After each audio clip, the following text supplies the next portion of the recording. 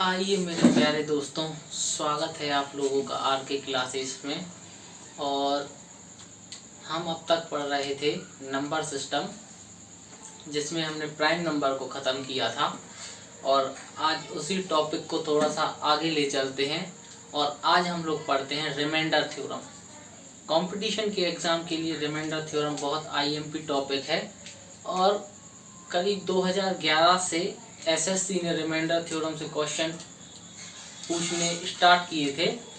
पहले तो उसके बहुत सिंपल से क्वेश्चन आते थे, लेकिन अब उनका लेवल थोड़ा अच्छा हो चुका है क्वेश्चन का।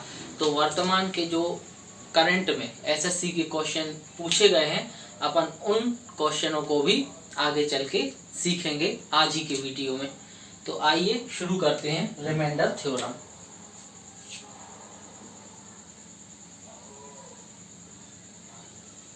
Remainder theorem.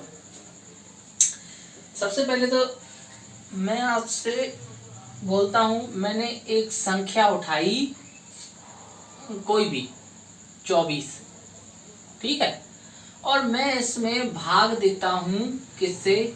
5 से। मैं इसमें भाग देता हूं 5 से।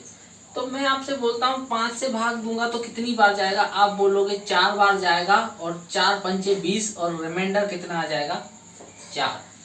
देखा जाए तो इस वैल्यू में सबसे पहले तो कुछ बेसिक कॉन्सेप्ट समझते हैं कि ये जो वैल्यू होती है, इसको क्या बोला जाता है? इसको बोला जाता है भाज्य। इसको क्या बोला जाता है? भाज्य। जिस संख्या से भाग दिया जाता है, इसको क्या बोला जाता है? जिस संख्या से भाग दिया जाता है, इसको बोला जाता है भाजक। जिस संख्या से भाग दिया जाता है, इसको बोला जाता है मेरे प्यारे दोस्त भाजक। और ये जो संख्या है, जितनी बार भाग पूरा जा चुका है, जितनी बार भाग पूरा जा चुका है, इस वैल्यू को बोला जाता है भागफल। इस वैल्यू को क्या बोला जाता है मेरे प्यारे दोस्तों? भागफल। और जो ये वैल्यू है, जो हमारे सामने 4 शेष पे बच गया है, इसको बोला जाता है मेरे प्यारे दोस्तों शेषफल। आज का जो हमारा पूरा टॉपिक है वो इसी शेषफल पे वर्क करना है। हमें बड़ी से बड़ी संख्याओं का शेषफल कैसे निकालना है, हमें आज धीरे धीरे करके इन प्रक्रियाओं को सीखना होगा कि आगे हमें शेषफल को कैसे डिनोट करना है और कैसे कैसे एग्जाम में क्वेश्चन पूछे जाते हैं और उनको किस तरीके से हमें सॉल्व करना होगा, है ना। तो अभी तक तो एक बेसिक सा पॉइंट हमने समझा कि अगर मैं 24 में 5 से भाग देता हूं तो 5 चौके 20 पूरा चला जाता है, और हमारे सामने जो रिमाइंडर आ जाता है वो कितना बच जाता है मेरे प्यारे दोस्तों? 4 बन जाता है। लेकिन इसी क्वेश्चन में अगर मेरे प्यारे दोस्त मैं बोल देता हूं 24 के ऊपर 200 की पावर में, 24 के ऊपर 200 की पावर है और उसमें 5 से भाग दिया जाए, शेषफल कितना बचेगा? तो इन बातों में हम थोड़ा सा कंफ्यूजन में आ जाते हैं, और इसी तरीके क्वेश्चन हमारे सामने आज की डेट में एग्जाम में पूछ लिए जाते हैं। तो चलिए एक धीरे धीरे करके हम कुछ बेसिक से क्वेश्चनों पे चलते हैं और कुछ बिल्कुल शुरुआती क्वेश्चन सीखने की कोशिश करते हैं। आइए मेरे प्यारे दोस्त,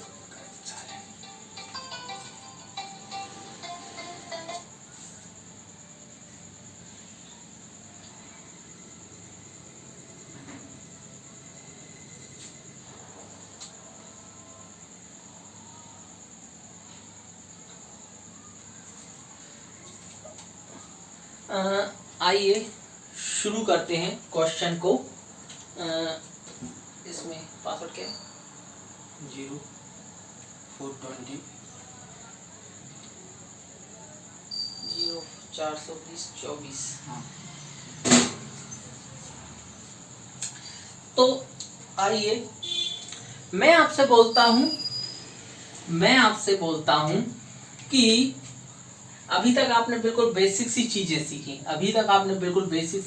सीखी। अब हम शुरू करते हैं बहुत से छोटे से क्वेश्चन से जो एसएससी में 2011 में पूछे गए थे। सबसे पहले अगर मैं आपसे बोलता हूं, मेरी बात ध्यान से समझना, मैं एक संख्या उठाता हूं, मैं एक संख्या उठाता हूं 12, मैं एक संख्या उठाता हूं 12 और मैं आपसे बोलता हूं इस संख्या में मैंने 5 से भाग दिया, रिमाइंडर कितना आएगा, रिमाइंडर कितना आएगा। तो मेरे प्यारे भाई आप बोलोगे इस संख्या में अगर 5 से भाग दिया जाए तो हमारे सामने जो रिमाइंडर आएगा वो 2 आएगा, हमारे सामने रिमाइंडर आएगा वो 2 आएगा। हमें अभी भागफल से कोई भी कॉन्सेप्ट नहीं सीखना है, आगे चल के जो भागफल से रिलेटेड क्वेश्चन आते हैं हम उनको भी धीरे धीरे करके सीखेंगे।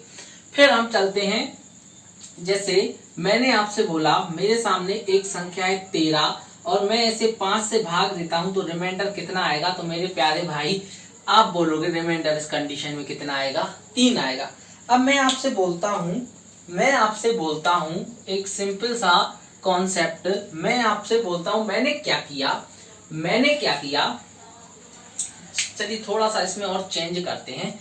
इसमें अपन यहाँ पे 13 की जगह अपन 11 करते हैं। मैं इसको और अच्छे तरीके से समझाऊंगा, लेकिन अभी इसको थोड़ा सा आसान करते हैं। और यहाँ पे रिमाइंडर कितना आ गया मेरे प्यारे भाई, 1 आ गया। अब मैं आपसे बोलता हूँ एक काम करते हैं, इस 12 में मैंने 5 से भाग दिया और इस 11 में मैंने 5 से भाग दिया। अब मैं आपसे बोलता हूँ अगर 12 प्लस 11 में कंबाइंड रूप से 5 से भाग दिया जाए तो रिमाइंडर कितना आएगा। तो आप बोलोगे 11 और 12 को ऐड करेंगे तो कितना आएगा, 23। 23 में 5 से भाग दोगे तो कितना आएगा, रिमाइंडर हमारे सामने मेरे प्यारे भाई 3 आएगा।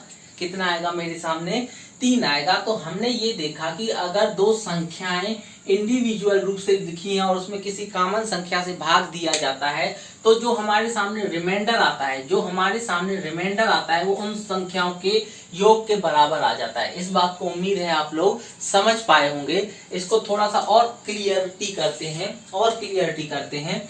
अब मैं अगर आपसे बोलता हूँ यार एक संख्या लिखी हुई है, एक संख्या लिखी हुई है 26, एक संख्या लिखी हुई है 26 और मैं आपसे बोलता हूँ इसमें 5 से भाग देते हैं तो रिमाइंडर कितना आएगा। तो आप बोलोगे इसमें 5 से भाग दोगे 25 पूरा चलाएगा, एक रिमाइंडर बचेगा। लेकिन अगर मैंने क्या किया, टेबल पढ़ने में गलती कर दी, गलती कर दी। मेरे सामने 26 लिखा हुआ है, मैं 5 से भाग देता हूं तो मैंने 4 बार टेबल पढ़ी और ये कितना आया, 20 आया। रिमाइंडर कितना आ गया, 6 आ गया। तो क्या ये हमारे सामने गलत रिमाइंडर है, शेषफल? नहीं, ये हमारे सामने गलत शेषफल नहीं है। चूंकि हम एक बात, छोटी सी बात जानते हैं कि जो शेषफल होता है वो कभी भी भाजक से बड़ा नहीं हो सकता।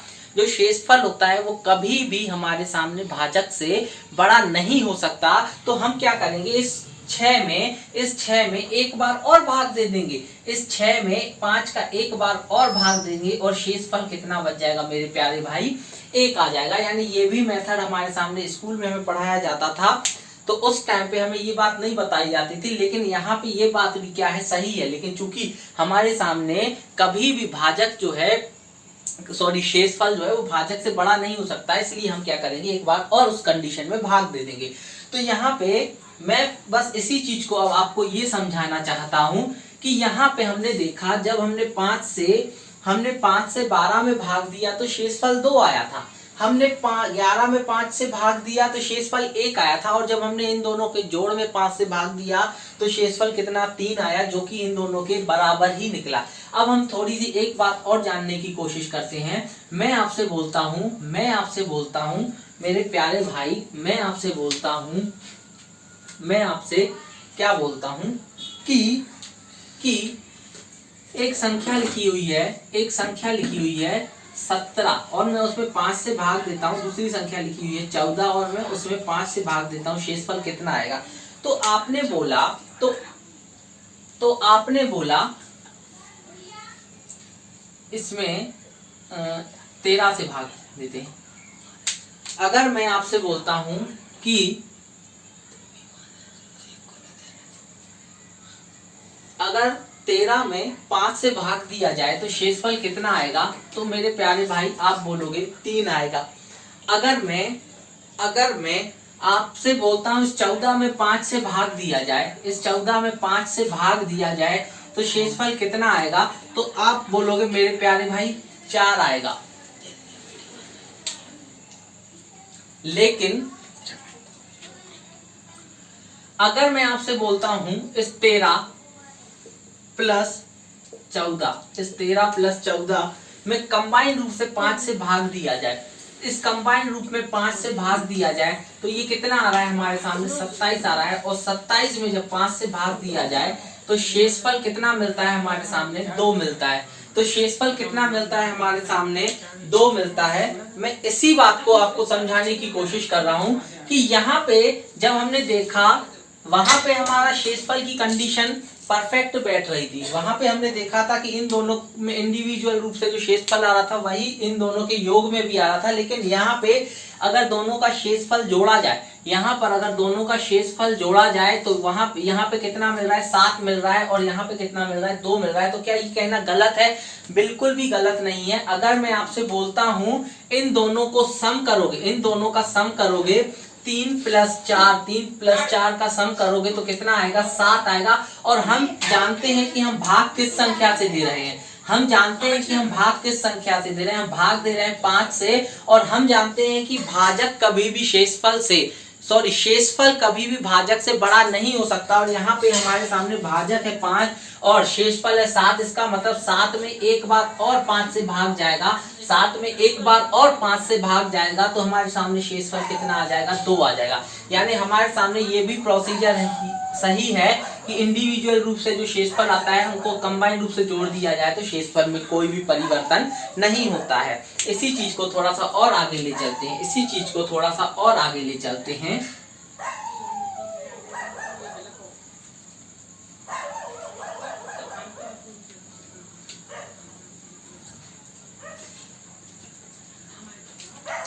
मैं आपसे बोलता हूं मेरे सामने एक संख्या लिखी हुई है, मेरे सामने एक संख्या लिखी है 12 और मैं इसमें 5 से और मैं इसमें 5 से भाग देता हूं और मैंने देखा 5 से भाग देने पर शेषफल कितना आया 2 आया। मैं आपसे बोलता हूं कि मेरे सामने एक संख्या लिखी हुई है 11 और मैं इसमें 5 से भाग देता हूं और हमारे सामने रिमाइंडर कितना है, आपने मेरे प्यारे भाई बोला 1 आया। लेकिन अगर अब मैं आपसे बोलता हूं इन दोनों संख्याओं के इंडिविजुअल रूप से 12 इंटू 11 के गुणनफल में 5 से भाग दो तो शेषफल कितना आएगा, कि गुणनफल में भाग दो तो शेषफल कितना आएगा। आप बोलोगे 11 दूनी 22, 11 और 2 कितना आएगा 132 और 5 से भाग देंगे तो शेषफल कितना आएगा 2 आएगा।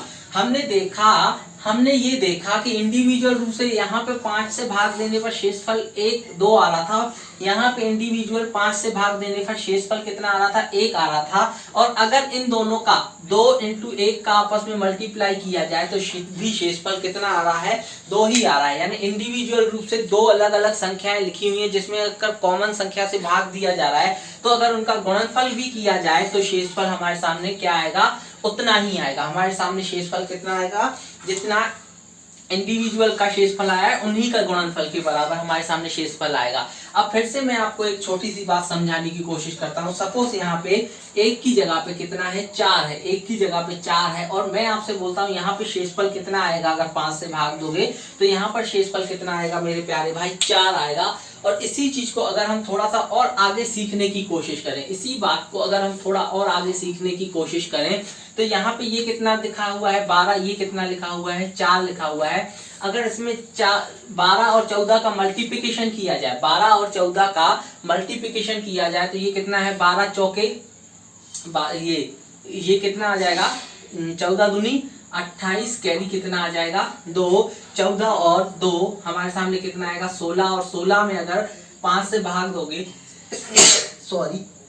16 में अगर 5 से भाग दोगे तो मेरे प्यारे भाई शेषफल कितना चला जाएगा 3 चला जाएगा। अब मैं आपसे बोलता हूं अगर यहाँ पे 2 संख्याओं में इंडिविजुअल रूप से भाग दिया जाता है, यहाँ शेषफल 2 मिलता है, यहाँ शेषफल 4 मिलता है और यहाँ पे शेषफल कितना मिल रहा है 3 मिल रहा है, तो क्या शेषफल जो बचा हुआ शेषफल है अगर मैं इन दोनों संख्याओं को आपस में गुणा करूं तो कितना आएगा 4 इंटू 2 कैलकुलेट करोगे तो कितना आ जाएगा 8। चूंकि हम जानते हैं कि शेषफल कभी भी भागफल से बड़ा नहीं हो सकता, शेषफल कभी भी भागफल से बड़ा नहीं हो सकता। इसका मतलब इस 8 में अगर हम एक बार और 5 से भाग देंगे तो शेषफल कितना आएगा 3, यानी दो संख्याएं दी हुई हैं, अगर उनके गुणनफल में इंडिविजुअल रूप से भी भाग दिया जाए तो शेषफल कभी भी अलग अलग नहीं आएगा, उतना ही आएगा। चलिए ये हो गई कुछ बेसिक सी बातें। अब इन बेसिक सी बातों पे हम एक दो क्वेश्चन करते हैं। हमारे सामने जैसे एसएससी में पूछा गया क्वेश्चन है,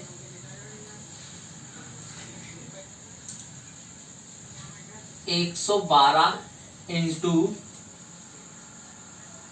116 इंटू 103 इंटू 102 में 102 में अगर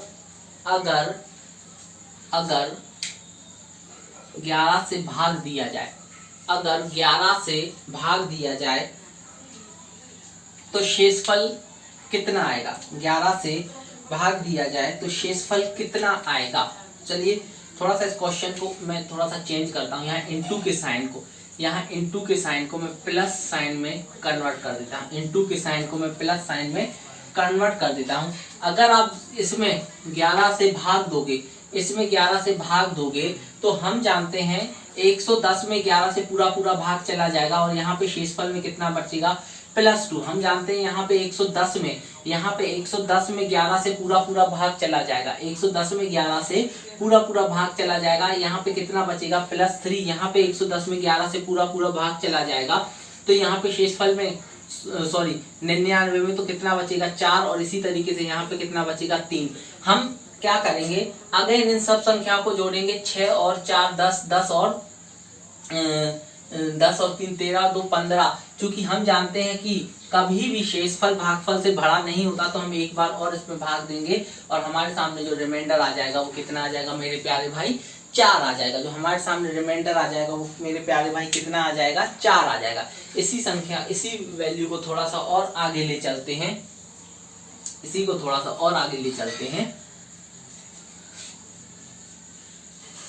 उम्मीद है आप लोग इतना समझ पाए होंगे।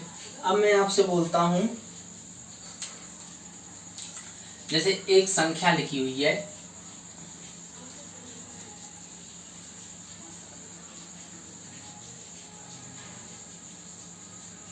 87 इंटू 105 इंटू 155 में 17 से भाग दिया जाए तो रिमाइंडर कितना आएगा, तो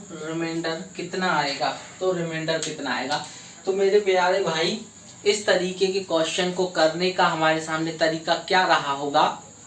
हम इंडिविजुअल रूप से अगर 17 से 87 में भाग देंगे तो हम जानते हैं 85 में भाग पूरा चला जाता है और यहाँ पे कितना बच जाएगा +2।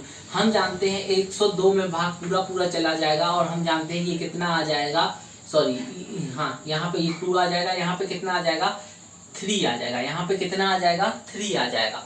यहाँ पे अगर 17 से भाग दोगे तो 153 में 17 से पूरा भाग चला जाता है और यहाँ पे 155 है तो ये कितना बच जाएगा 2 बच जाएगा। जब हम इनको गुणा करेंगे तो ये कितना आएगा, क्योंकि बीच में मल्टीप्लिकेशन का साइन है तो मल्टीप्लिकेशन का साइन लगा देंगे और देखेंगे 3 दूनी 6, 6 दूनी 12 और 12 17 से क्या है छोटी संख्या है, इसका मतलब रिमाइंडर भी हमारे सामने कितना आ जाएगा मेरे प्यारे भाई 12 ही आ जाएगा। कितना आ जाएगा 12 ही आ जाएगा। अब मैं चलता हूँ, अब तक हमने पढ़ा पॉजिटिव रिमाइंडर के बारे में, अब हम थोड़ा सा पढ़ते हैं नेगेटिव रिमाइंडर के बारे में। बिल्कुल कतई जीरो से पढ़ेंगे अपन और बिल्कुल स्लो करके आगे बढ़ेंगे और मैं आपको अच्छे जो एसएससी मेंस के एग्जाम में क्वेश्चन पूछे गए हैं मैं आपको वो क्वेश्चन भी करवाऊंगा और उनको कैसे करना है, उनको करने का तरीका भी मैं आपको बताऊंगा। चलिए, अब आप लोगों ने पढ़ा होगा अभी तक आप लोगों ने पढ़ा होगा हमेशा रिमाइंडर पॉजिटिव होता है रिमाइंडर का आंसर तो पॉजिटिव ही निकलेगा, लेकिन क्या रिमाइंडर को नेगेटिव में भी निकाला जा सकता है? तो हाँ बिल्कुल, रिमाइंडर को नेगेटिव कंडीशन में भी निकाला जा सकता है। तो उस नेगेटिव कंडीशन की में रिमाइंडर क्या होगा, उस चीज को थोड़ा सा हम आगे ले चलते हैं। मैं आपसे बोलता हूँ मेरे सामने एक संख्या लिखी हुई है 18, एक संख्या लिखी हुई है 18। मैं इसमें 5 से भाग दूं, तो 5 से भाग देने पर रिमाइंडर कितना आएगा? आप बोलोगे सर 3 आएगा, अब मैं आपसे बोलता हूँ 18 के आसपास की ऐसी कौन सी संख्या है जिसमें 18 के आसपास की ऐसी कौन सी संख्या है जिसमें 5 से पूरा पूरा भाग चला जाता है? तो यहाँ पे दो संख्याएं हैं। आप बोलोगे सर एक संख्या है 15 और दूसरी संख्या है 20। अगर 15 के अनुसार हम देखते हैं तो चूंकि 15 में 5 से पूरा पूरा भाग चला जाता है, शेषफल कितना बच जाएगा? 3। लेकिन 20 भी एक ऐसी संख्या है जिसमें 5 से पूरा पूरा भाग चला जाए। यानी इसका मतलब क्या है? यहाँ पे देखा जाए तो हमारे सामने ये कितना कम है 20 से? आप बोलोगे सर -2, यानी इसका रिमाइंडर जो है ना -2 भी हो सकता है। यानी याद रखना, पॉजिटिव रिमाइंडर और नेगेटिव रिमाइंडर जो है वो हमेशा किसके बराबर आते हैं? हमेशा भाजक के बराबर आते हैं। लेकिन क्या क्वेश्चन में पॉजिटिव नेगेटिव रिमाइंडर पूछेगा तो क्वेश्चन में कभी भी आंसर में आपको नेगेटिव रिमाइंडर नहीं मिलेगा, उसको पॉजिटिव में कन्वर्ट करना पड़ेगा। हम पहले ये सीख लेते हैं, फिर हम उस चीजों को कन्वर्ट करना भी सीखेंगे कि कन्वर्ट कैसे करना है। थोड़ा सा और समझते हैं। जैसे मैंने आपसे बोल दिया एक वैल्यू लिखी हुई है 83, है ना, और मैं इसमें 17 से भाग देता हूं, तो याद रखना, क्योंकि हम जानते हैं इसके आसपास की जो संख्या है वो कौन सी है, तो आप बोलोगे 83 के आसपास की संख्या 85 है, जिसमें 17 से पूरा भाग चला जाएगा। इसका मतलब जो इसका नेगेटिव रिमाइंडर वाला पार्ट होगा वो कितना आएगा? 2 आएगा। इसका नेगेटिव रिमाइंडर वाला पार्ट कितना आएगा मेरे प्यारे भाई? 2 आएगा। इसका मतलब कि इसका पॉजिटिव रिमाइंडर कितना रहा होगा? 15 रहा होगा। आप भाग देखे चलो, 17 चौके 68 और अब 17 पंचे 85, चूंकि 85 से बड़ी है, सॉरी 85 83 से बड़ा है, तो 17 चौके 68 और बचेगा कितना हमारे सामने? 15 हमारे सामने रिमाइंडर बच जाएगा। तो हमारे सामने ये एक नेगेटिव रिमाइंडर को भी डिफाइन किया जा सकता है। अब जैसे मैं आपसे बोलता हूँ, बिल्कुल इस चीज को बहुत अच्छे से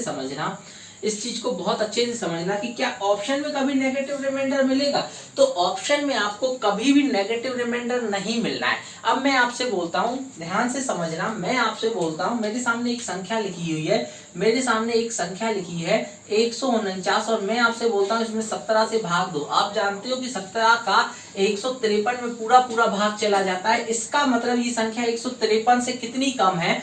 तो आप बोलोगे ये संख्या 153 से 5 कम है, यानी इसका रिमाइंडर जो आएगा वो -5 भी हो सकता है। लेकिन चूंकि हमें तो हमेशा कौन सा रिमाइंडर चाहिए? पॉजिटिव रिमाइंडर चाहिए। तो हम क्या करते हैं, इस 17 में से 5 को कम कर देते हैं, तो हमारे सामने रिमाइंडर कितना आ जाएगा? 12 आएगा। यानी इसका एक रिमाइंडर जो आएगा वो कितना आएगा? -5 आएगा, और दूसरा रिमाइंडर जो आएगा वो हमारे सामने इसका कितना आ जाएगा? 12 आएगा। और हमेशा आंसर में आपको पॉजिटिव रिमाइंडर ही आएगा। अब इससे कैसे क्वेश्चन पूछे जाते हैं, मैं आपको इसको एक्सप्लेन करने की कोशिश करता हूं।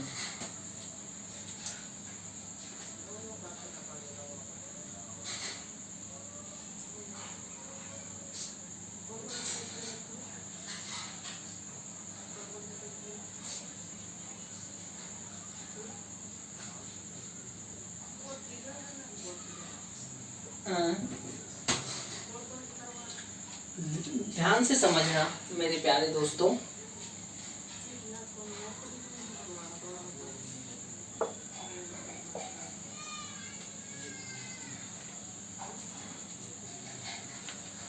मैं आपके सामने कुछ संख्याएं लिखता हूं।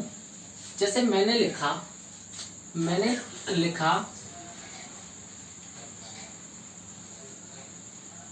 95 प्लस 116 प्लस 208, ठीक है। और मैं आपसे बोलता हूं इसमें 12 से इसमें 12 से भाग दो, इसमें 12 से भाग दो, ठीक है ना। ये बहुत छोटी सी संख्या है, इसको बस समझने के लिए समझना। इसमें 12 से भाग दो तो हम जानते हैं 12 अट्ठे कितना होता है, 12 अट्ठे 96 होता है, यानी यहाँ पे -1 रिमाइंडर बच रहा है। ये 12 अट्ठे 96, 12 नमा 108, चूंकि यहाँ पे तो पॉजिटिव रिमाइंडर बन रहा है। अब लेकिन आप चाहो तो यहाँ पे नेगेटिव रिमाइंडर को भी डिफाइन कर सकते हो, नेगेटिव रिमाइंडर को भी यहाँ पे क्या कर सकते हो, डिफाइन कर सकते हो, है ना। यहाँ पे हम या तो -4 ले सकते हैं या +8, जो भी आपको लेना हो आप ले सकते हो। इसको सॉल्व करोगे, तो सॉल्व करोगे तो ये कितना है, 12 एकम 12 बचेगा कितना, कैरी 8, है ना। और फिर 12 का टेबल पढ़ो, है ना। 12 सत्ते 84, 12 सत्ते 84, यहाँ पे +4 रिमाइंडर बच रहा है। तो ये देखो, ये नेगेटिव पार्ट पॉजिटिव पार्ट है, ये नेगेटिव पार्ट है, और इसका रिमाइंडर कितना आ जाएगा, -1 आ जाएगा। क्योंकि -1 रिमाइंडर में नहीं आ सकता तो हम क्या करेंगे, इसमें से 12 में से -1 को कम कर देंगे, तो इस क्वेश्चन का रिमाइंडर कितना आ जाएगा मेरे प्यारे भाई, 11 आ जाएगा। थोड़ा सा और प्रैक्टिस कर लेते हैं इस तरीके के क्वेश्चनों की।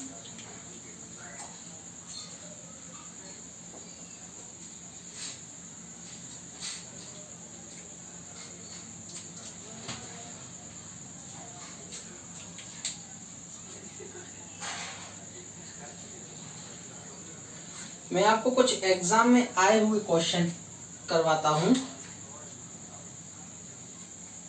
जैसे ध्यान से समझना, बहुत बेसिक से क्वेश्चन है। जैसे एक क्वेश्चन है 40 × 64, 40 × 64 में 9 से भाग दिया जाए, 40 × 64 में 9 से भाग दिया जाए तो शेषफल कितना आएगा। तो मैं आपसे बोलता हूँ, इसमें टेबल पढ़ोगे तो ये कितना आ जाएगा, 9 चौके 36, 9 पन्ना 45, है ना। तो यहाँ पे कितना रिमाइंडर बच रहा है, 9 चौके 36 +4 बचा है ना। और ये 9 चौके 36, 9 पन्ना, इसका 9 छक्का 54, 9 7 63, यहाँ पे कितना बच रहा है, +1 बच रहा है। इन दोनों का आपस में मल्टीप्लाई करोगे तो रिमाइंडर कितना आ जाएगा मेरे प्यारे भाई, 4 आ जाएगा। यानी इसी का हमें क्या कर देना है, मल्टीप्लिकेशन कर देना है। थोड़ा सा मैं और आपको एग्जाम में आया हुआ एक क्वेश्चन बताता हूं, बहुत अच्छा क्वेश्चन आया था एसएससी में। 1957 × 1958 × 2001 × 2019 में अगर 19 से भाग दिया जाए तो रिमाइंडर कितना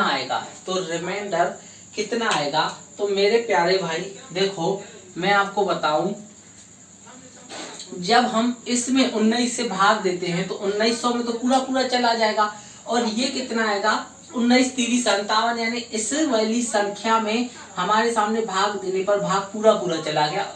और इस कंडीशन से हमारे सामने जो रिमाइंडर आ गया, वो कितना आ गया, वो हमारे सामने रिमाइंडर आ गया 0। अब मैं आपसे बोलता हूँ, यहाँ सब संख्याएं आपस में मल्टीप्लिकेशन में, और यहाँ पे भी कुछ रिमाइंडर आएगा, यहाँ पे भी कुछ रिमाइंडर आएगा, यहाँ पे भी कुछ रिमाइंडर आएगा। लेकिन हम जानते हैं कि चूंकि हर एक संख्या आपस में क्या है, मल्टीप्लिकेशन में, मेरे प्यारे भाई हर एक संख्या आपस में क्या है, मल्टीप्लिकेशन में। तो मैं आपसे बोलता हूँ, इस संख्या, अगर हर एक संख्या आपस में मल्टीप्लिकेशन में है तो इसमें इस वैल्यू का रिमाइंडर कितना आना चाहिए, तो आप बोलोगे इस वैल्यू में इसका रिमाइंडर कितना आ जाएगा, क्योंकि हर एक संख्या आपस में मल्टीप्लिकेशन है तो हर एक वैल्यू का रिमाइंडर कितना आ जाएगा, 0 आ जाएगा, है ना। तो यहाँ पे इसका शेषफल कितना आ जाएगा, 0 आ जाएगा। उम्मीद है आप लोगों को इतनी बातें समझ आई होगी। इसी के थोड़ा सा और आगे ले चलते हैं क्वेश्चन के। जैसे एक क्वेश्चन है हमारे सामने मेरे प्यारे भाई, मैं आपसे बोलता हूं 172 × 1771 × 35 × 91 में अगर 17 से भाग दिया जाए तो शेषफल कितना आएगा, तो आइए देखते हैं इस तरह की क्वेश्चन को कैसे निकालना है। बहुत ही आसान तरीका है, जो मैंने आपको बताया उसी तरीके से बिल्कुल कॉन्सेप्टेड निकालना है, कोई टफ क्वेश्चन नहीं है। अगर इसमें 17 से भाग दोगे तो आप जाओगे 170 में पूरा पूरा भाग चला जाता है, यहाँ बचेगा +2। यहाँ पे 1700 में पूरा पूरा भाग चला जाएगा, हम जानते हैं यहाँ पे 17 चौके 68, कितना आएगा 17 चौके 68 और +3 यहाँ पे रिमाइंडर बचेगा। ये 17 दूनी 34, यहाँ पे 1 रिमाइंडर बचेगा और ये 17 पंचे 85 और ये यहाँ पे 102। अब आप यहाँ पे नेगेटिव में के फॉर्म में भी ले सकते हो, पॉजिटिव के फॉर्म में। पॉजिटिव के फॉर्म में लोगे तो छोटा पड़ रहा है, तो ये कितना आ जाएगा 6। हम जानते हैं इन सब का मल्टीप्लीकेशन करोगे 6 3 18, 18 दूनी 36। हम जानते हैं रिमाइंडर कभी भी जो जिस संख्या से भाग दिया जा रहा है यानी भाजक से कभी बड़ा नहीं हो सकता, तो एक बार और भाग चला जाएगा तो रिमाइंडर कितना आ जाएगा मेरे प्यारे भाई, 2 आ जाएगा। चलिए अब हम कुछ और नई बातें सीखते हैं, रिमाइंडर थ्योरम में और समझते हैं आगे की बातें उसमें क्या है। मैं आपसे बोलता हूं फैक्टोरियल क्या होता है, इससे रिलेटेड अक्सर एसएससी ने क्वेश्चन पूछा हुआ है। मैं आपसे बोलता हूं फैक्टोरियल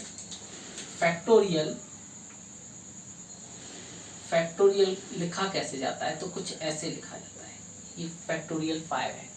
मैं आपसे बोलता हूं फैक्टोरियल 5, या फिर इसको दूसरे वे में ऐसे भी लिखा देता है, एग्जाम में ऐसे लिखा आता है।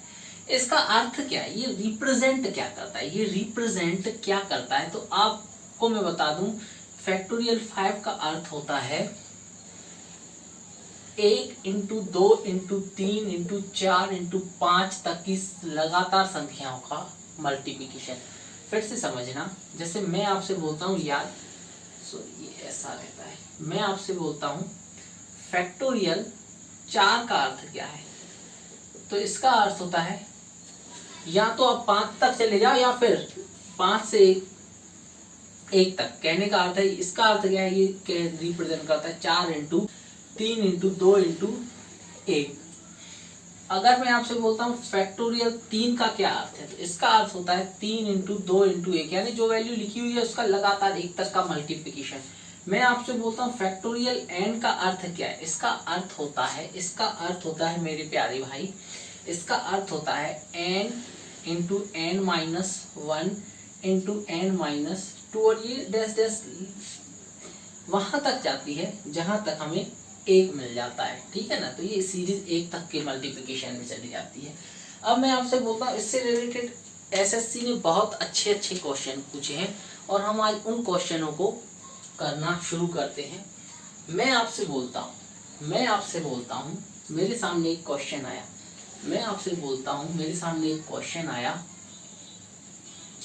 आया,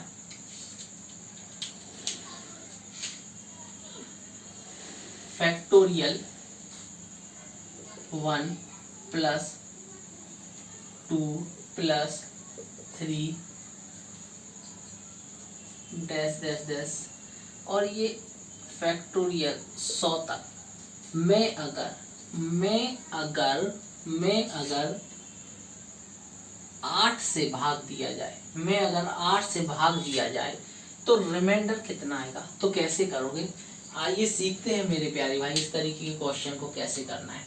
तो मैं आपसे बोलता हूं, देखो इसका अर्थ होता है 1, मतलब यहाँ से रिमाइंडर जो बचेगा वो मेरा क्या बचने वाला है, +1। इसका अर्थ होता है 2, यानी कि यहाँ से जो रिमाइंडर बचेगा वो मेरे सामने कितना बचेगा, 2 बचेगा।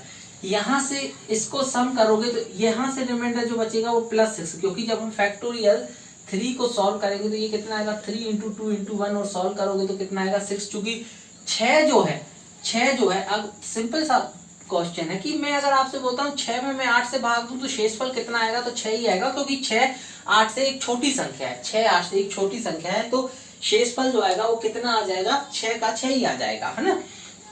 अब मैं आपसे बोलता हूँ यहाँ पे रहा होगा फैक्टोरियल 4, है ना। अब मैं आपसे बोलता हूँ फैक्टोरियल 4 को एक्सपेंड करेंगे, फैक्टोरियल 4 को जब एक्सपेंड करेंगे तो ये बोलता है 4 इंटू 3 इंटू 2 इंटू 1, है ना। अब मैं आपसे बोलता हूँ इसके आगे रहा होगा फैक्टोरियल 5, मैं आपसे बोलता हूँ इसको एक्सपेंड करोगे तो ये बोलता है हमसे 3, ये बोलता है हमसे 5 इंटू 4 इंटू 3 इंटू 2 इंटू 1। इसका मतलब बस मैं ये आपको ये समझाने की कोशिश कर रहा हूँ, अगर मैं इस संख्या में 8 से, अगर मैं इस संख्या में 8 से भाग देता हूं तो चूंकि इसमें 4 और 2 दोनों छुपा हुआ है तो भाग पूरा पूरा चला जाएगा और ये क्या आ जाएगा, 0 आ जाएगा। अगर मैं इस संख्या में 8 से भाग देता हूं तो आप देखोगे ये 4 से और ये 2 यहाँ छुपा है, मिलके 8 बना दिया, 8 पूरा पूरा भाग चला जाएगा। यानी यहाँ पे रहा होगा हमारे सामने 4 जो कि हमें रिमाइंडर देगा 0, यहाँ पे रहा होगा हमारे सामने 5 जो कि रिमाइंडर देगा हमें क्या, 0। इसी तरीके से यहाँ पे भी हमारे सामने क्या आ जाएगा, रिमाइंडर। आगे बढ़ते जाओगे हर एक कंडीशन में रिमाइंडर कितना आ जाएगा, 0 आता जाएगा। अब मैं आपसे बोलता हूँ कि इस संख्या में रिमाइंडर कितना मिलेगा, रिमाइंडर कितना बचेगा, तो मेरे प्यारे भाई आगे की हर एक संख्या में हमें रिमाइंडर कितना मिलेगा, 0। और हमारा रिमाइंडर थ्योरम क्या कहती है, अगर संख्याओं को ऐड करते हैं तो रिमाइंडर जो आएगा उन संख्याओं का रिमाइंडर भी ऐड कर देंगे। तो यहाँ पे हमारे सामने 1, 2 और 6 को ऐड करोगे तो कितना मिल रहा है, 9। चूंकि 9 अभी भी 8 से बड़ा है तो हम एक बार और भाग देंगे और रिमाइंडर हमारे सामने कितना आ जाएगा मेरे प्यारे भाई, 1 आ जाएगा। यानी इस संख्या में अगर 8 से भाग दिया जाए तो शेषफल कितना आएगा, हमारे सामने 1 आएगा। चलिए एक और क्वेश्चन पे, बहुत प्यारे क्वेश्चन पे एक बार और चलते हैं।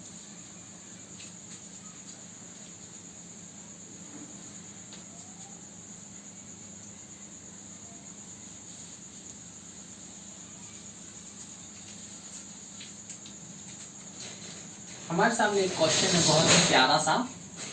मैं आपसे बोलता हूँ factorial 1 plus factorial 2 plus factorial 3 plus factorial 4 plus, और आगे चलते जाओ फैक्टोरियल 1000, फैक्टोरियल 1000 में अगर 12 से भाग दिया जाए तो रिमाइंडर कितना आएगा। तो करने का तरीका क्या रहेगा, तो यहाँ पे करने का तरीका बहुत आसान है। मैं आपसे बोलता हूँ यहाँ पे रिमाइंडर कितना बचेगा, तो चूंकि 12 से छोटा है तो यहाँ पे +1 आ जाएगा। यहाँ पे रिमाइंडर कितना आ जाएगा, +2 आ जाएगा। यहाँ पे रिमाइंडर कितना आ जाएगा, +3 आ जाएगा। अब मैं आपसे बोलता हूँ 4 को एक्सपेंड करो। 4 को जब आप एक्सपेंड करोगे तो ये आएगा फैक्टोरियल 4 को जब आप एक्सपेंड करोगे तो ये मिलेगा आपको 4 इंटू 3 इंटू 2 इंटू 1। मैं आपसे बोलता हूँ फैक्टोरियल 5 को एक्सपेंड करो तो आप बोलोगे 5 इंटू 4 इंटू 3 इंटू 2 इंटू 1 आएगा कि नहीं। और जब मैं इसमें 12 से भाग दूंगा तो ये देखो 3 और 4 यहाँ पे भी छुपा है, 3 4 यहाँ पे भी छुपा है, 12। आगे की हर एक संख्या में आपको क्या मिलने वाला है, आगे की हर एक संख्या में आपको अब मिलने वाला है 12। इसका मतलब यहाँ से रिमाइंडर कितना आएगा, 0। और आगे हर एक संख्या में आपको रिमाइंडर कितना मिलेगा, 0 मिलेगा। और अब अगर रिमाइंडर आपको 0 मिल रहा है तो यहाँ से इसको सॉल्व करोगे, सॉरी यहाँ पे 2 था यहाँ पे 1 था, तो ये कितना आया 9। और 9 में अब 12 से भाग दोगे तो चूंकि नहीं जाएगा तो इसका रिमाइंडर भी कितना आ जाएगा, 9 आ जाएगा। यानी इसका आंसर कितना आ जाएगा मेरे प्यारे भाई, 9 आ जाएगा।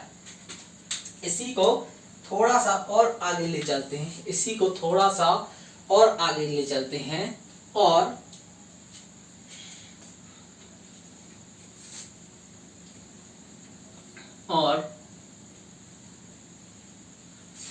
एक क्वेश्चन समझते हैं कि एक विल्सन थ्योरम होती है, विल्सन थ्योरम। तो इन्होंने एक चीज को डिफाइन किया था। इन्होंने बोला था कि अगर कोई संख्या जो है वो n है और उसमें p से भाग दिया जाए, और उसमें p से भाग दिया जाए और p जो है क्या है, p जो है एक प्राइम नंबर है, p जो है एक प्राइम नंबर है। और ये संख्या n जो है, ये संख्या जो है n जो है वो फैक्टोरियल p-1 के बराबर है, फैक्टोरियल p-1 के बराबर है। तो जो रिमाइंडर है वो हमेशा p-1 ही रहेगा। जो रिमाइंडर है वो हमारे सामने हमेशा p-1 ही रहेगा। अब मैं आपको एक एग्जाम्पल के तौर पे करवाता हूं। जैसे मैंने आपसे बोल दिया कि फैक्टोरियल 4 में 5 से भाग दिया जाए तो रिमाइंडर कितना आएगा। इसका अर्थ होता है, फैक्टोरियल 4 का अर्थ होता है 4 इंटू 3 इंटू 2 इंटू 1 यानी 24। इसका अर्थ क्या होता है 24, और ये 5 क्या है, प्राइम नंबर है। 24 में 5 से भाग दोगे तो रिमाइंडर कितना आएगा, 4। इसी से रिलेटेड 2 एग्जाम में क्वेश्चन पूछे गए थे, बहुत अच्छे और बहुत सिंपल से क्वेश्चन थे, जिनका बस देख के ही आंसर देना था। एक क्वेश्चन ये था हमारे सामने पे मेरे प्यारे भाई कि फैक्टोरियल 30 में यदि 31 से भाग दिया जाए, 31 से भाग दिया जाए तो रिमाइंडर कितना आएगा। दूसरा क्वेश्चन था फैक्टोरियल 100 में, सॉरी फैक्टोरियल 100 में 101 से भाग दिया जाए तो रिमाइंडर कितना आएगा। तो बहुत सा आसान ही क्वेश्चन था। यहाँ पे आप देखते हो कि ये जो 31 है, जिस संख्या से हम भाग दे रहे हैं, ये एक प्राइम नंबर है, और जो संख्या दी हुई है वो p-1 की फॉर्म में दी हुई है। तो इसका मतलब इसका जो रिमाइंडर आ जाएगा वो कितना आ जाएगा, वो 30 का 30 ही आ जाएगा। इसी तरीके से इसका जो रिमाइंडर आ जाएगा वो कितना आ जाएगा, 100 आ जाएगा। ये एक आध बार क्वेश्चन एग्जाम में पूछा गया है, जो बहुत ही सिंपल और बहुत ही आसान क्वेश्चन था हमारे सामने। हम अब चलते हैं कुछ कैंसिलेशन प्रोसेस पे, कैंसिलेशन प्रोसेस को समझने की कोशिश करते हैं। इससे भी रिलेटेड हमारे सामने कई बार क्वेश्चन पूछे गए हैं। जैसे मैं आपसे बोलता हूं कि यार एक संख्या लिखी हुई है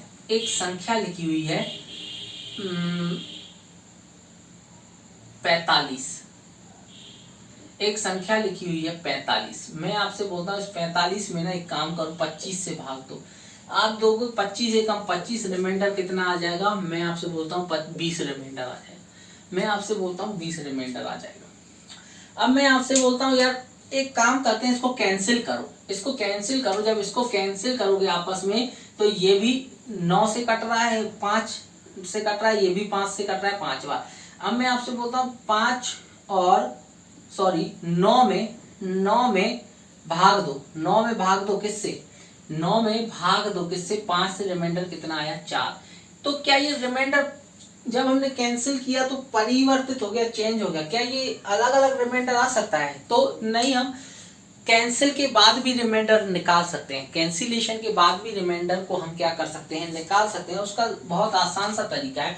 मैंने जब इसको कैंसिल किया था तो मैंने इसको कैंसिल किससे किया था, 5 से। तो जो फाइनल रिमाइंडर आया उसमें 5 से क्या कर दो आप, मल्टीप्लिकेशन कर दो, तो वापस से रिमाइंडर कितना आ जाएगा, उतना ही आ जाएगा। अब मैं एक बार और समझाने की कोशिश करता हूँ।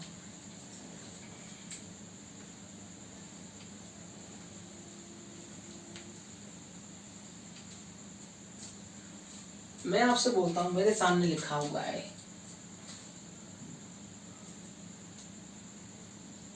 88। मैं आपसे बोलता हूँ 10 से भाग देते हैं, रिमाइंडर कितना आएगा। आप बोलोगे 8 आएगा, रिमाइंडर कितना आएगा, 8 आएगा। मैं आपसे बोलता हूँ ये अभी 2 से कट रहा है, इसको 2 से काट देते हैं। जब आप इसको 2 से काटोगे तो 2 से हम कैंसिल कर रहे हैं, तो ये कितना आ जाएगा हमारे सामने, 2 से काटने पर ये 44, ये कितना आ जाएगा, 5। जब मैं इसको अब रिमाइंडर निकालने की कोशिश करूं तो रिमाइंडर अब इस कंडीशन में कितना आएगा, 4। तो चूंकि रिमाइंडर हम सॉल्व करने के लिए ये क्वेश्चन दिया गया तो रिमाइंडर हमारा कितना मिलना चाहिए, 8। लेकिन हमने अपनी सुविधा के अनुसार क्वेश्चन को सरल बनाने के लिए मैंने क्या कर दिया, क्वेश्चन को सरल बनाने के लिए मैंने उसे 2 से कैंसिल कर दिया। तो हमें फाइनली जो रिमाइंडर आया उसमें 2 से मल्टीप्लाई करके आंसर दे देना है, रिमाइंडर कितना आएगा, 8। इससे कैंसिलेशन प्रोसेस से एग्जाम में बहुत आसान से और बहुत शानदार सिंपल से कुछ क्वेश्चन पूछे गए हैं। आइए मैं आपको उन क्वेश्चन पे ले चलता हूं।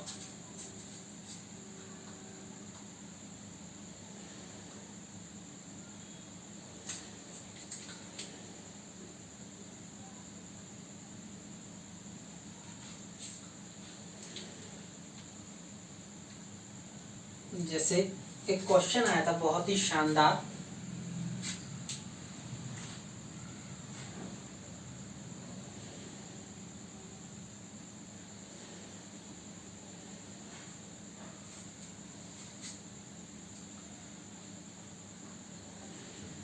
97 इंटू 96 इंटू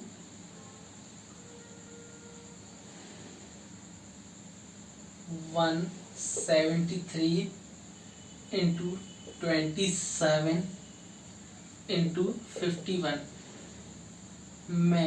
51 में अगर 100 से भाग दिया जाए तो शेषफल कितना आएगा। 100 से भाग दिया जाए तो रिमाइंडर कितना आएगा। तो देखिए 100 से भाग देने के लिए यार अगर मैं इसको देखूं तो शेषफल यहाँ पे 27 आ रहा है, इसको देखूं तो यहाँ पे शेषफल 51 आ रहा है। यार 51 और 27 का मल्टीप्लिकेशन ही अपने आप में एक बहुत बड़ी संख्या बन गई।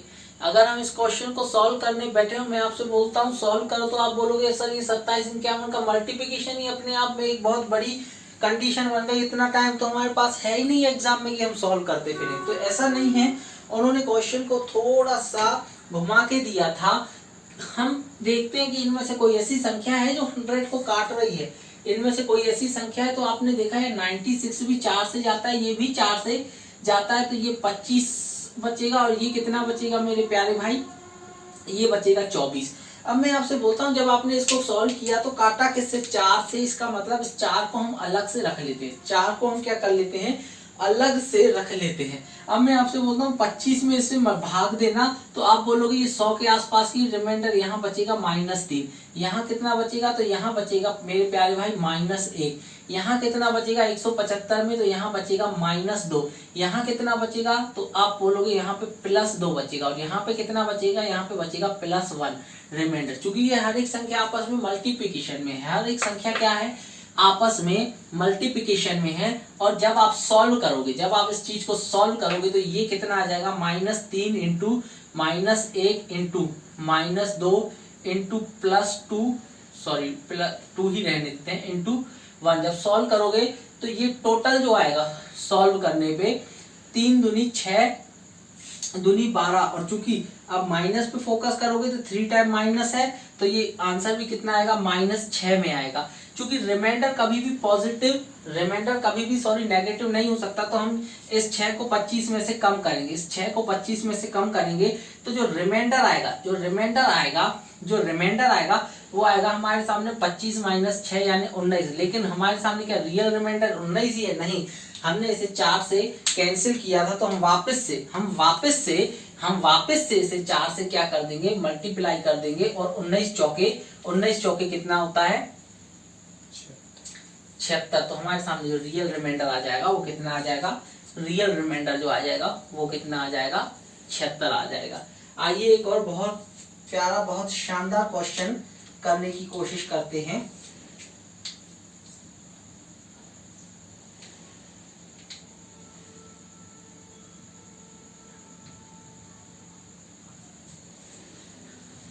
एक और क्वेश्चन मैं आपको करवा देता हूं, फिर हम इसी के आगे बढ़ते हैं।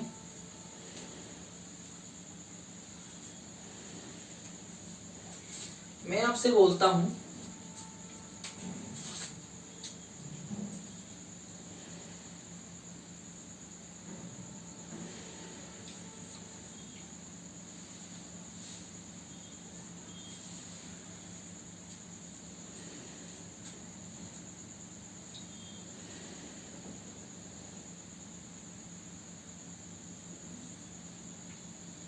× 49 इंटू 93 इतना ही रहने देते हैं, में 26 से भाग दिया जाए तो रिमाइंडर कितना आएगा। तो देखिए अगर आप इसको सॉल्व करोगे तो सबसे पहले हम इसको कैंसिल करते हैं। ये 26 2 से कट रहा है ना, तो ये कितनी बार कटेगा, ये 2 से काटोगे 13, इसे काटोगे 2 से, तो यहाँ पे ये कितना आएगा, 54 हाफ करोगे 27, कितना आएगा 27, है ना। अब मैं आपसे बोलता हूँ मैंने इसको 2 से काटा है, अब इसको सॉल्व करोगे, जब इसको सॉल्व करोगे 13 दूनी 26, यहाँ से रिमाइंडर कितना बच रहा है, यहाँ से रिमाइंडर बच रहा है +1। यहाँ पे 13 दूनी 26, 13 3 39, +3 यहाँ रिमाइंडर बच रहा है, यहाँ पे 13 7 91, यहाँ पे +2 रिमाइंडर बच रहा है। जब इन तीनों संख्याओं का आपस में मल्टीप्लिकेशन करोगे तो रिमाइंडर कितना आएगा, 3 दूनी 6, कितना आ जाएगा 6 आ जाएगा। यहाँ पे कितना बच रहा है 1 बच रहा है, 3 दूनी 6, लेकिन रियल रिमाइंडर जो है वो कितना आ जाएगा, चूंकि हमने इसे 2 से मल्टीप्लिकेशन कैंसिल किया था तो हम 6 × 2 करके रियल रिमाइंडर में आंसर कितना दे देंगे 12 दे देंगे। कितना दे देंगे मेरे प्यारे भाई आंसर में 12। चलिए कुछ और बातें समझने की कोशिश करते हैं,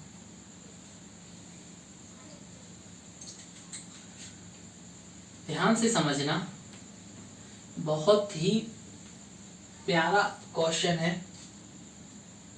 उसके लिए हमारे सामने थोड़ा सा बेस होना चाहिए। मैं एक संख्या लिखता हूं 24। मैं आपसे बोलता हूं इसमें 10 से भाग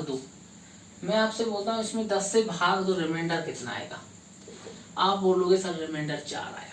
अच्छा, मैं आपसे बोलता हूँ इस संख्या में इकाई का अंक कितना है? आपने बोला 4 है। मैंने बोला इकाई का अंक कितना है? तो आपने बोला 4 है। तो फिर मैं एक बार समझाने की कोशिश करता हूँ। मैंने एक संख्या लिखी 88।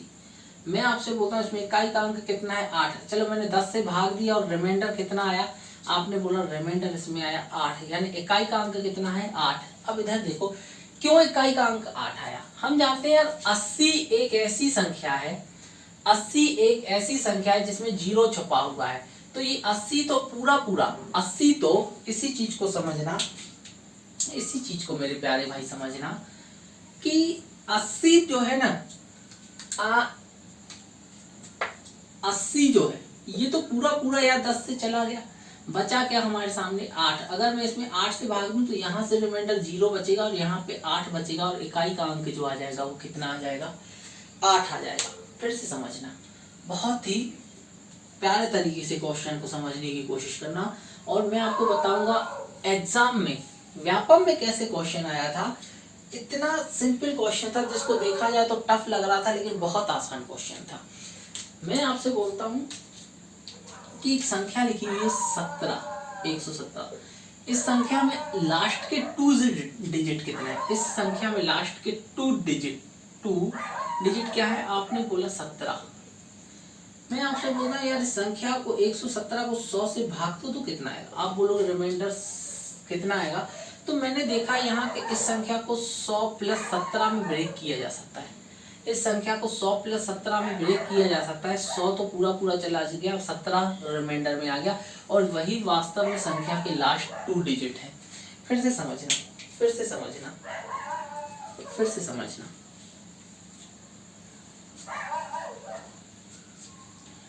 मैं एक संख्या लिख देता हूँ 3 2 4 6 3 1 9 7 5 3 2 1 और मैं आपसे बोलता हूँ यार एक काम तो करो, इस संख्या में 100 से भाग दो और रिमाइंडर बताओ कितना आएगा।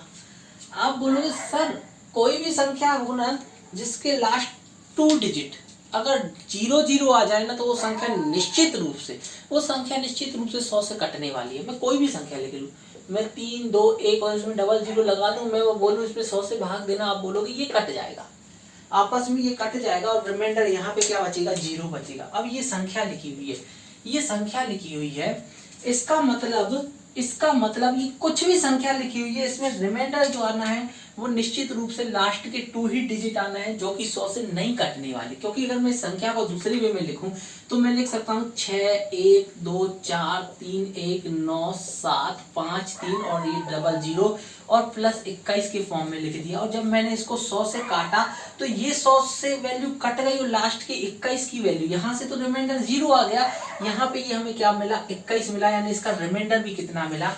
21 ही आएगा। कोई भी संख्या हो अगर 100 से कैंसिल हो रही होगी तो उसका रिमाइंडर कितना आ जाएगा? लास्ट का 2 डिजिट आएगा। अब मैं बहुत ही प्यारा क्वेश्चन व्यापम में पूछा गया था और इतना सरल क्वेश्चन था कि उन्होंने हमसे एक क्वेश्चन में क्या पूछा था कि एक एक्सप्रेशन दिया हुआ है 506 इंटू 507 इंटू 508 को सॉल्व करने पर लास्ट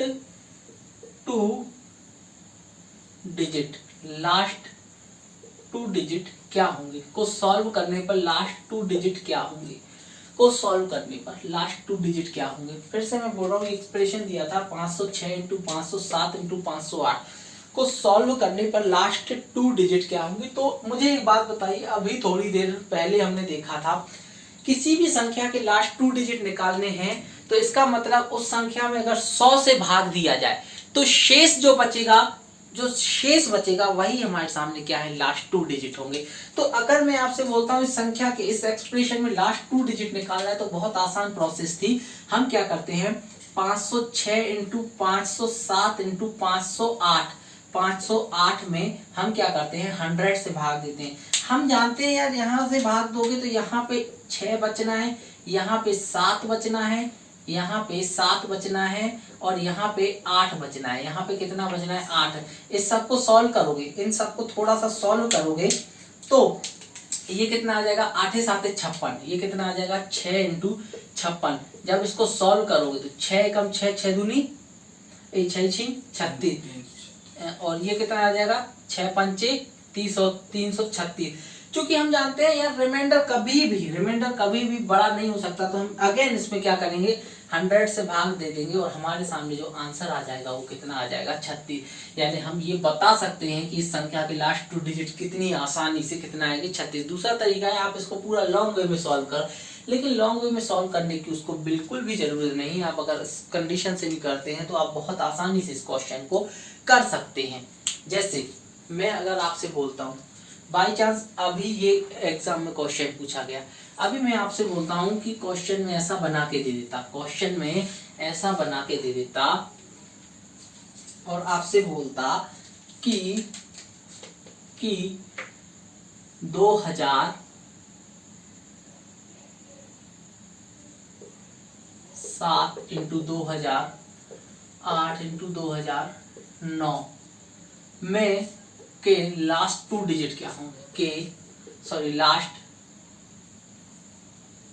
3 डिजिट पूछ लेता तो क्या करते, हम कुछ नहीं करते, हम बेसिक सा एक मेथड अप्लाई कर देते। हम जानते हैं कोई भी संख्या में लास्ट 3 डिजिट जो होगा ना वो क्या होगा, उसको 1000 से डिवाइड करने पर जो डिजिट रह जाएगा वो हमारे सामने अब 1000 से नहीं डिवाइड होगा और वही हमारे सामने क्या आ जाएगा, लास्ट 3 डिजिट हो जाएगा। अब मैं आपसे बोलता हूँ इसको सॉल्व करोगे तो हम क्या करते हैं, सिंपल सा एक मेथड अप्लाई कर दे, क्योंकि लास्ट 3 डिजिट पूछा है तो मैं इसको क्या करूंगा, 1000 से डिवाइड कर दूंगा और मैं निकालूंगा शेषफल। यहाँ पे कितना आएगा, 7, यहाँ पे कितना आएगा, 8, यहाँ पे कितना आएगा, 9। मैं अगर अब आपसे बोलता हूँ 7 इंटू 8 इंटू 9 को क्या करो, सॉल्व कर दो। 9 7 9 8 72 इंटू कितना आ रहा है, 7। इसको और सॉल्व करोगे, 7 एकम 7 दूनी 14 है ना, फिर 7 7 49 और 1 50। यानी कि ये जो 504 है ना, ये इसको सॉल्व करने पर लास्ट के 3 डिजिट होंगे। इसका एक मेथड ये है कि आप इसको पूरा सॉल्व करो, उसकी वजह अगर आप चाहो तो इसको बहुत आसानी से, आया नहीं है पिछला क्वेश्चन व्यापम में पूछा गया है, लेकिन उसी तरीके से ये भी क्वेश्चन अगर आपसे कभी भी एग्जाम में पूछ सकता है इसी तरीके से, है ना। तो इसका आंसर कितना आ जाएगा, 504 आ जाएगा। अगर हम सॉल्व करेंगे लास्ट 3 डिजिट तो इसके लास्ट 3 डिजिट कितने आएंगे, 501। और सॉल्व कैसे करना है कि ये 1000 से भाग देना है, लास्ट 2 पूछे तो 100 से भाग देना है, और वो क्यों देना है इस चीज को हम पहले समझ चुके हैं, है ना। तो एक आध और क्वेश्चन इसी तरीके का कर लेते हैं। जैसे मैं आपसे एक क्वेश्चन पूछता हूँ कि एक एक्सप्रेशन में दिया हुआ है लास्ट 2 डिजिट क्या होगा, लास्ट 2 डिजिट क्या होगा। जैसे मैं एक क्वेश्चन पूछता हूं 65 into 99 into 103 into 31 into 99 into 71 into 59 into 96 में संख्या का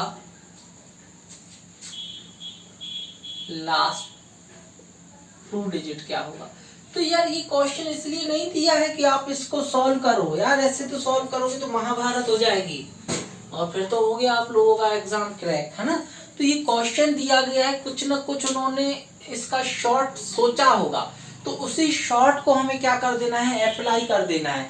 तो चूंकि अगर हमें संख्या में लास्ट 2 डिजिट पूछा गया है तो हमें कुछ नहीं करना है, हमें एक सिंपल सा फंडा अप्लाई करना है। और वो सिंपल सा फंडा हमारे सामने क्या है, वो सिंपल सा फंडा है हमारे सामने कि इसको 100 से डिवाइड करके और शेषफल निकाल देना है। चलिए तो डिवाइड करते हैं। जब हम इसको 100 से डिवाइड करेंगे, जब हम इसको 100 से डिवाइड करेंगे, जब हम इस चीज को 100 से डिवाइड करेंगे और रिमाइंडर फाइंड करने की कोशिश करेंगे, तो कैसे करोगे, तो हम जानते हैं कि कहीं ना कहीं कुछ ना कुछ कट रहा है, तो इसको काटोगे तो ये 5 से कट रहा है, तो ये कितना आ जाएगा 13, ये कितना आ जाएगा, इसे 5 से काटोगे, ये लिखा हुआ है 65। एक बार मैं क्वेश्चन में चेक कर लेता हूँ, हाँ 65 लिखा है। इसे काटोगे तो ये कितना आएगा, 5 से काटोगे तो 13 से, 5 से काटोगे तो 13 बार कटेगा, और इसे काटोगे 13 पन्ना 65 होता है, इसे काटोगे तो ये कितना आएगा 25। ये कितना आ जाएगा हमारे सामने 520। फिर अगेन देखोगे कि ये भी कट रहा है, ये भी कट रहा है, तो इसे काटोगे तो ये आएगा 24, और ये कितना आ जाएगा 4 से काटोगे तो ये कितना आ जाएगा 5। अब यानी मुझे भाग किससे देना है, 5 से देना है, लेकिन मैंने काटा किससे, याद रखना मैंने काटा हुआ है पहले 5 से काटा, फिर अगेन 4 से काटा, यानी टोटल मैंने 20 से कैंसिल किया हुआ है, यानी फाइनल जो भी संख्या आएगी उसमें 20 से हम मल्टीप्लाई कर देंगे। चलिए सॉल्व करते हैं। तो इसमें यहाँ पे ये कितना आएगा +3, ये कितना आएगा -1, ये कितना आ जाएगा +3, ये कितना आ जाएगा +1, ये कितना आ जाएगा -1, ये कितना आ जाएगा +1, ये कितना आ जाएगा -1, है ना, और ये भी कितना आ जाएगा -1। जब सॉल्व करोगे तो ये कितना आ जाएगा 3, सबसे पहले मल्टीप्लाई करते हैं, तो सॉल्व करोगे जब इन सब संख्याओं को, तो ये कितना आ जाएगा 9, ये कितना आ जाएगा 9। अब फोकस करते हैं साइन कौन सा आएगा, तो ये माइनस माइनस मल्टीप्लाई करोगे तो प्लस आ जाएगा, ये माइनस माइनस मल्टीप्लाई करोगे तो प्लस, यानी +9 इसका रिमाइंडर आना है। +9 इसका क्या आना है मेरे प्यारे भाई, रिमाइंडर आना है। लेकिन क्या +9 ही रिमाइंडर में आंसर आएगा, नहीं, क्योंकि मैंने इसको 20 से कैंसिल किया हुआ है। तो जो रियल रिमाइंडर आएगा, जो रियल रिमाइंडर आएगा वो हमारे सामने कितना आ जाएगा, जो रियल रिमाइंडर आएगा वो हमारे सामने कितना आ जाएगा 180। चूंकि मेरे प्यारे भाई रिमाइंडर कभी भी 100 से ऊपर नहीं हो सकता, रिमाइंडर कभी भी 100 से ऊपर नहीं हो सकता। तो अगर मैं आपसे बोलता हूँ ये 180 100 से ऊपर है, कितना ऊपर है, तो एक बार और भाग दोगे तो रिमाइंडर कितना आ जाएगा 80। यानी इस एक्सप्रेशन में लास्ट 2 डिजिट कितने आएंगे मेरे प्यारे भाई, 80 आएंगे। आप चाहो तो पूरा एक्सप्रेशन उठाना और मोबाइल से कैलकुलेट कर लेना, आपको रिमाइंडर जो 100% लास्ट 2 डिजिट कितना मिलेगा 80। इसके आगे अपन कल कंटिन्यू करते हैं। Thanks for watching.